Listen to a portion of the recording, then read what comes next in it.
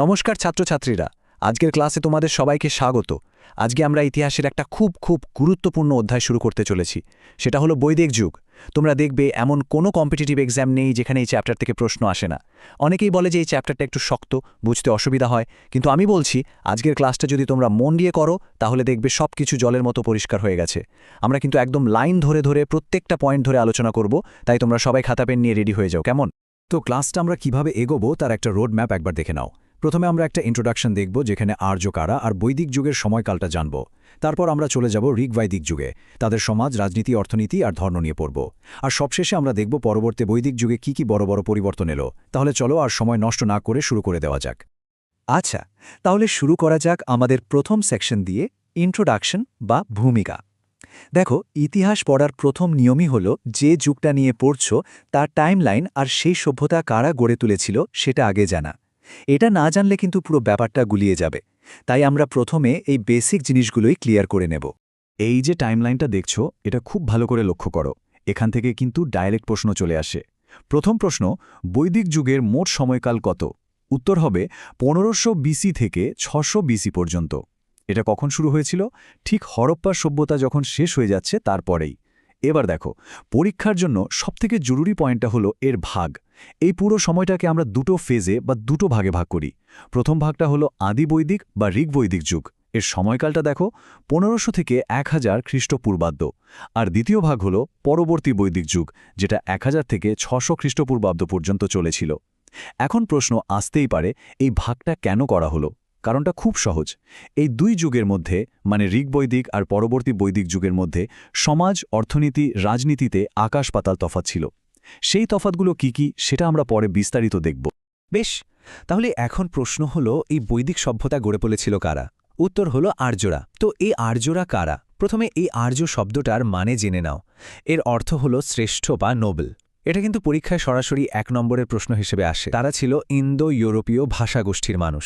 এখন কথা হচ্ছে তারা কোথা থেকে এসেছিল। সবথেকে বেশি যে মতটা মানা হয় সেটা অনুযায়ী তারা মধ্য এশিয়া বা সেন্ট্রাল এশিয়া থেকে সপ্তসিন্ধু অঞ্চলে এসেছিল। এর সবথেকে বড় প্রমাণ কি? প্রমাণ হলো ভাষার মিল। পারস্যের একটা প্রাচীন ধর্মগ্রন্থ আছে, নাম জেন্দ আবেস্তা। এই বইয়ের ভাষার সাথে আমাদের ঋগ্বেদের ভাষার প্রচুর মিল পাওয়া যায়। পরীক্ষায় প্রশ্ন আসতে পারে, কোন বিদেশি গ্রন্থের সাথে ঋগ্বেদের ভাষাগত মিল রয়েছে? উত্তর হবে জেন্দ আবেস্তা। আর্যরা ঠিক কোথা থেকে এসেছিল, এই নিয়ে কিন্তু অনেক ঐতিহাসিকদের মধ্যে অনেক রকম মত আছে। তোমাদের সবগুলোই জানতে হবে, কারণ পরীক্ষার ম্যাচ দ্য ফলোয়িং টাইপের প্রশ্ন আসে। যেমন ধরো, বালগঙ্গাধর তিলক বলেছিলেন যে আর্যরা আর্কটিক বা সুমেরু অঞ্চল থেকে এসেছিল। আবার দয়ানন্দ সরস্বতী মনে করতেন তাদের আদি বাসস্থান ছিল তিব্বত। অবিনাশ চন্দ্রের মতো কেউ কেউ বলেছেন যে তারা ভারতেরই সপ্তসিন্ধু অঞ্চলের মানুষ ছিল, বাইরে থেকে আসেনি। আর জার্মানির ম্যাক্সমূলার বলেছেন তারা মধ্য এশিয়া থেকে এসেছিল। কিন্তু এতগুলো মতের মধ্যে পরীক্ষার জন্য কোনটা আমরা মনে রাখব? কোনটা সবথেকে বেশি গ্রহণীয়? এই পয়েন্টটা সবথেকে গুরুত্বপূর্ণ। তোমরা খাতায় স্টার মার্ক দিয়ে রাখো আর খুব ভালো করে মনে রাখবে। এতগুলো যে তথ্য আমরা দেখলাম, তার মধ্যে জার্মান পণ্ডিত ম্যাক্সমূলারের তথ্যটি, যেখানে বলা হয়েছে আর্যরা মধ্য এশিয়া থেকে এসেছিল, সেটাই কিন্তু সবথেকে বেশি প্রমাণিত এবং সর্বজনগ্রাহ্য। সুতরাং পরীক্ষায় যদি প্রশ্ন আসে আর্যদের আদিবাসস্থান কোথায় ছিল এবং অপশনে সবগুলোই থাকে, তাহলে উত্তর কিন্তু সবসময় হবে মধ্য এশিয়া বা সেন্ট্রাল এশিয়া। এর পেছনে অনেক প্রমাণ আছে, তার মধ্যে সবথেকে জোরালো প্রমাণটা আমরা এবার দেখব। মধ্য এশিয়ার তত্ত্বের পক্ষে সবথেকে শক্তিশালী প্রমাণ কি? সেটা হলো এই বোগাসকই শিলালিপি। প্রথমের সময়কালটা মনে রাখো, প্রায় 1400 খ্রিস্টপূর্বাব্দ। এটা কোথায় পাওয়া গেছে? এটা পাওয়া গেছে এশিয়া মাইনরে, মানে আজকের দিনে যেটা তুরস্ক দেশ। এখন প্রশ্ন হলো, এই শিলালিপিটা এত জরুরি কেন? কারণ এই শিলালিপিতে দুটো উপজাতির মধ্যে একটা চুক্তির কথা লেখা আছে, আর সেই চুক্তির সাক্ষী হিসেবে 4 জন বৈদিক দেবতার নাম পাওয়া যায়। নামগুলো দেখো, ইন্দ্র, বরুণ, মিত্র এবং নাসত্য। একবার ভাবো, তুরস্কের একটা শিলালিপিতে আমাদের বৈদিক দেবতাদের নাম। এর থেকেই পরিষ্কার বোঝা যায় যে ওই অঞ্চলে আর্যদের একটা শাখা ছিল যারা এই দেবতাদের পুজো করত। এটাই হলো মধ্য এশিয়া তত্ত্বের সবথেকে বড় প্রত্নতাত্ত্বিক প্রমাণ। এবার চলো আর্যদের কিছু প্রধান বৈশিষ্ট্য দেখে নেই, যেগুলো তাদের একটা আলাদা পরিচয় দিয়েছিল। প্রথম এবং সবথেকে গুরুত্বপূর্ণ, তারা ভারতে প্রথম ঘোড়ার ব্যাপক ব্যবহার শুরু করে। 2 নম্বর, তারা স্পোক লাগানো চাকা ব্যবহার করত, যেটা তাদের যুদ্ধরথকে অনেক বেশি দ্রুত আর শক্তিশালী করে তুলেছিল। 3 নম্বর, তারা যজ্ঞের জন্য অগ্নিবেদী বা ফায়ার অল্টার ব্যবহার করত। আর 4 নম্বর, তারা মৃতদেহ পোড়ানোর প্রথা বা দাহ সংস্কারের প্রচলন করেছিল। এই বৈশিষ্ট্যগুলোই ছিল তাদের সংস্কৃতির মূল ভিত্তি। বেশ, আমাদের ভূমিকা পর্ব শেষ হল। তাহলে আমরা এখন বৈদিক যুগের প্রথম পর্যায়ে মানে ঋগ বৈদিক বা আদি বৈদিক যুগে প্রবেশ করব। সময়কালটা আরেকবার মনে করে নাও, 1500 থেকে 1000 খ্রিস্টপূর্বাব্দ। চলো এবার আমরা দেখব এই 500 বছরে তাদের সমাজজীবন কেমন ছিল আর তাদের পরিচয় কিসের উপর ভিত্তি করেছিল। এই স্লাইডের প্রত্যেকটা লাইন থেকে একটা করে এমসিকিউ প্রশ্ন হতে পারে, তাই খুব মন দিয়ে শোনো। ঋগ্বেদ হল পৃথিবীর সবথেকে পুরনো লিখিত সাহিত্য। এতে মোট 1028টি সূক্ত বা স্তোত্র আছে। এই সংখ্যাটা কিন্তু পরীক্ষায় আসে, মনে রাখতে হবে। এই সূক্তগুলোকে আবার 10টা মণ্ডল বা অধ্যায়ে ভাগ করা হয়েছে। এর মধ্যে দ্বিতীয় থেকে সপ্তম মণ্ডলকে সবথেকে পুরনো বলে মনে করা হয়। এদেরকে গোত্রমণ্ডল বা ফ্যামিলি বুকসও বলা হয়। এবার সবথেকে গুরুত্বপূর্ণ প্রশ্ন, যেটা পরীক্ষায় বারবার আসে, যে পুরোহিতরা ঋগ্বেদ পাঠ করতেন তাদের কি বলা হতো? উত্তর হলো হোতা। এটা খাতায় স্টারমার্ক দিয়ে রাখো। আর ঋগ্বেদের সাথে যুক্ত ব্রাহ্মণ গ্রন্থগুলো হলো ঐতেরেয় এবং কৌশিতকী। এই টেবিলটা তোমাদের পরীক্ষার জন্য মারাত্মক গুরুত্বপূর্ণ। চলো এক এক করে দেখি। তৃতীয় মণ্ডলে আমরা কি পাই? বিখ্যাত গায়ত্রী মন্ত্র, যেটা সূর্য দেবতাকে উৎসর্গ করা হয়েছিল। প্রশ্ন আসে, গায়ত্রী মন্ত্র কোন মণ্ডলে আছে? উত্তর হবে তৃতীয় মণ্ডল। সপ্তম মণ্ডল কেন বিখ্যাত? কারণ এখানে দশারাজার যুদ্ধের বর্ণনা আছে। এই যুদ্ধটা ভরত গোষ্ঠীর রাজা সুদাস আর 10 জন অন্য রাজার মধ্যে হয়েছিল। কোন নদীর তীরে হয়েছিল? পুরুষ্ণী বা আজকের রাভি নদীর তীরে। এটাও একটা প্রশ্ন। নবম মণ্ডলে সোম রস বা সোম পানীয়র বর্ণনা আছে। আর সবশেষে দশম মণ্ডল, যেটা সবথেকে পরে লেখা হয়েছে, এখানেই আমরা পুরুষ সূক্ত পাই। আর এখানেই প্রথমবার 4টি বর্ণের ব্রাহ্মণ, ক্ষত্রিয়, বৈশ্য, শূদ্র কথা বলা হয়েছে। প্রশ্ন আসে, বর্ণ ব্যবস্থার উৎস কোন মণ্ডল? উত্তর হবে দশম মণ্ডল। এবার চলো ঋগ বৈদিক যুগের সমাজ ব্যবস্থাটা কেমন ছিল সেটা একটু দেখি।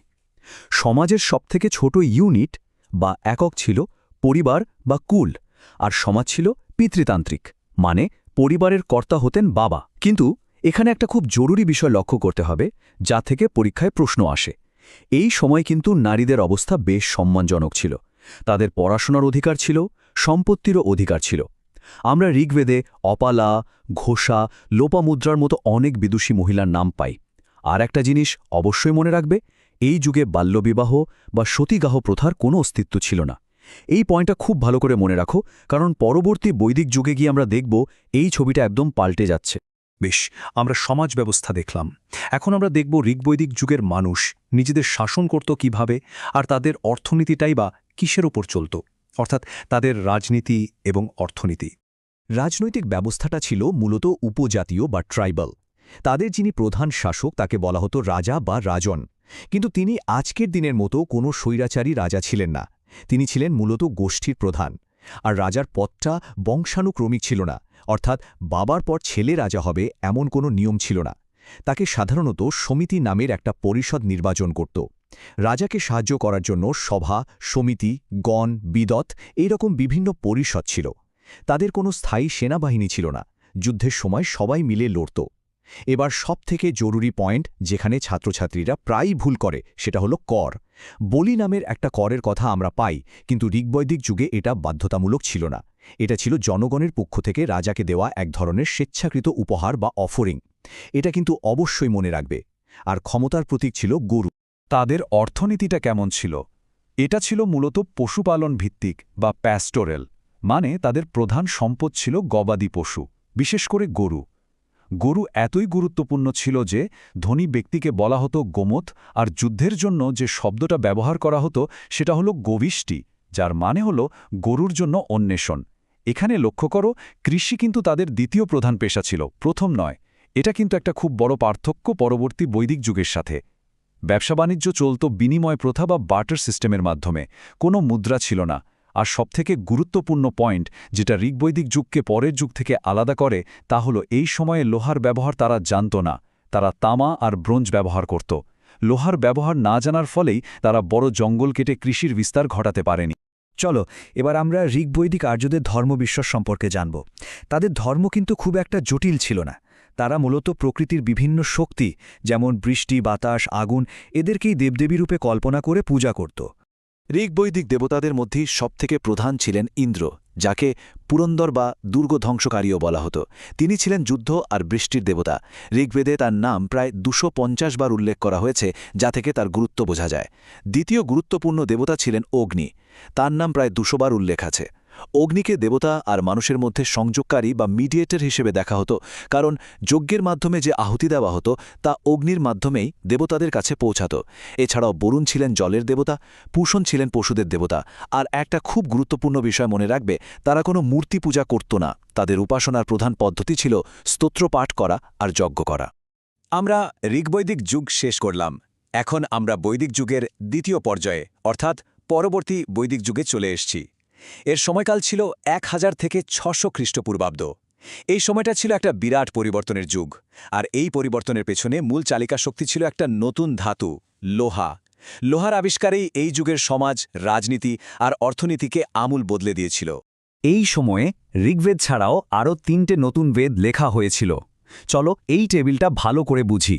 প্রথম হল সামবেদ, যাকে ভারতীয় সঙ্গীতের উৎস বলা হয়। এর স্তোত্রগুলো সুর করে গাওয়া হতো। যিনি গাইতেন সেই পুরোহিতকে বলা হতো উদ্গাত্রী। দ্বিতীয় হল যজুর্বেদ। এখানে মূলত যজ্ঞের নিয়মকানুন আর পদ্ধতি নিয়ে আলোচনা করা হয়েছে। এর পুরোহিতকে বলা হতো অধবরীয়। আর তৃতীয় হল অথর্ববেদ, যেখানে জাদুবিদ্যা, বশীকরণ এবং ভেষজ চিকিৎসার কথা বলা আছে। এর পুরোহিতকে বলা হতো ব্রাহ্মা। এই টেবিলটা একদম মুখস্থ করে ফেলবে, বিশেষ করে কোন বেদের পুরোহিতকে কি বলা হতো, এটা পরীক্ষায় খুব আসে। আমরা আগেই জেনেছি যে এই যুগে লোহার ব্যবহার শুরু হয়ে গেছে। লোহার শক্ত কুঠার আর লাঙলের ফলার সাহায্যে আর্যরা এবার ঘন জঙ্গল পরিষ্কার করে পূর্ব দিকে এগোতে শুরু করল। তারা তাদের আগের বাসস্থান মানে সপ্তসিন্ধু অঞ্চল থেকে আরও উর্বর গঙ্গা, যমুনা, দোয়াব অঞ্চলের দিকে ছড়িয়ে পড়ল। হিমালয় থেকে বিন্ধ্য পর্বত পর্যন্ত এই যে বিশাল এলাকা, এটাই আর্যাবর্ত নামে পরিচিতি লাভ করল, মানে আর্যদের বসবাসের ভূমি। এই স্লাইডটা দুটো যুগের মধ্যে তুলনার জন্য সবচেয়ে থেকে গুরুত্বপূর্ণ। পরীক্ষার জন্য এটা খুব ভালোভাবে বুঝতে হবে। চলো এক এক করে পরিবর্তনগুলো দেখি। প্রথমত পেশা।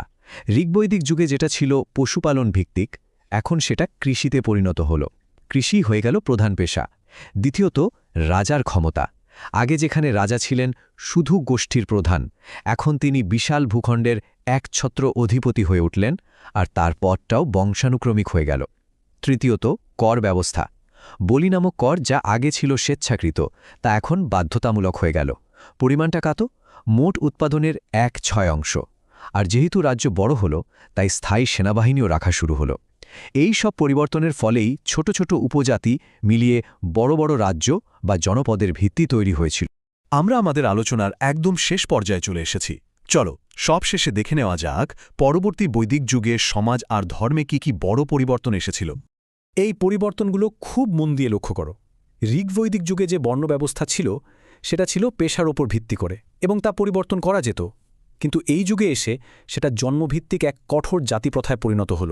ব্রাহ্মণ, ক্ষত্রিয়, বৈশ্য, শূদ্র, এই ভাগগুলো বংশানুক্রমিক হয়ে গেল। দ্বিতীয় এবং সবথেকে দুঃখজনক পরিবর্তন হল নারীদের অবস্থার অবনতি। তারা তাদের শিক্ষা ও সম্পত্তির অধিকার হারালো, সভা সমিতিতে তাদের প্রবেশ বন্ধ করে দেওয়া হলো। তৃতীয়ত, ধর্মের ক্ষেত্রে সাধারণ প্রার্থনার বদলে খুব জটিল, ব্যয়বহুল এবং পুরোহিতকেন্দ্রিক যজ্ঞের গুরুত্ব অনেক বেড়ে গেল। আর সবশেষে দেবতাদের মধ্যেও পরিবর্তন আসলো। ইন্দ্র আর অগ্নির গুরুত্ব কমে গেল, আর তাদের জায়গায় প্রজাপতি, সৃষ্টিকর্তা, বিষ্ণু পালনকর্তা এবং রুদ্র বা শিব ধ্বংসকারী, এই ত্রিমূর্তি প্রধান দেবতা হয়ে উঠলেন। বেশ, আমরা আমাদের আজকের ক্লাসটা এই প্রশ্নটা দিয়েই শেষ করব। ঋগ্বৈদিক যুগ থেকে পরবর্তী বৈদিক যুগে যে এত বড় একটা পরিবর্তন আমরা দেখলাম, তার পেছনে মূল কারণটা কী ছিল? লোহার মতো একটা নতুন প্রযুক্তির আগমন, যেটা অর্থনীতি আর রাজনীতিকে বদলে দিয়েছিল?